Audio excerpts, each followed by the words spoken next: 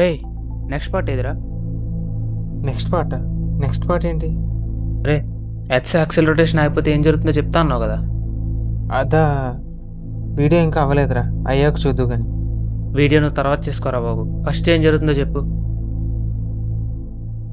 భూమి తన చుట్టూ తాను తిరగడం ఆగిపోతే జరిగే మొదటి 2 ప్రమాదాల తర్వాత కూడా ఎవరైనా బతుకుంటే దీర్ఘకాలంలో రాబోయే ఇంకా ఎన్నో ప్రమాదకరమైన మార్పుల్ని ఎదుర్కోవాల్సి ఉంటుంది.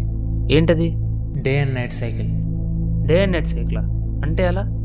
ఒకరోజు అంటే 24 గంటల వ్యవధిలో ప్రతి 12 గంటలకు ఒకసారి జరిగే డే అండ్ నైట్ సైకిల్ అనేది ఎర్త్ రొటేషన్ ఆగిపోయిన కారణంగా 6 నెలల సైకిల్గా మారిపోతుంది.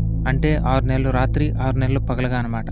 జనరల్గా 12 గంటల సైకిల్లోనే భూమిపైన కొన్ని చోట్ల టెంపరేచర్స్ -50 డిగ్రీల నుంచి +50-60 డిగ్రీల సెంటీగ్రేడ్ వరకు ఉంటాయి. మరి ఇప్పుడు ఈ సైకిల్ 6 నెలలకి మారిపోయింది కాబట్టి టెంపరేచర్స్ ఇంకా ప్రమాదకరంగా రాత్రిపూట -150 డిగ్రీల నుంచి పగలు +150 డిగ్రీల వరకు చేరుకుంటాయి. అంటే వాటర్ బాయిలింగ్ పాయింట్ కన్నా ఎక్కువ అనమాట. అండ్ ఆబ్వియస్లీ ఇంత ఎక్స్ట్రీమ్ టెంపరేచర్స్లో ఏ జీవి బ్రతకలేదు. అండ్ కేవలం ఈ ఒక్క కారణంగానే భూమిపైన ఉన్న ఎన్నో జీవజాతులు అంతరించిపోతాయి.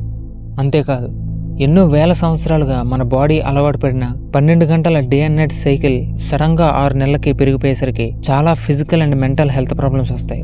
అయినా కూడా మనిషి ఇంకా ఏదో ఒకలాగా జీవిస్తున్నాడు అనుకుందాం. కానీ ఈ తర్వాత రాబోయే ప్రళయానికి ఏ జీవి ఏ మనిషి నిలబడలేవు. 100% లైఫ్ ఎక్స్టింక్షన్.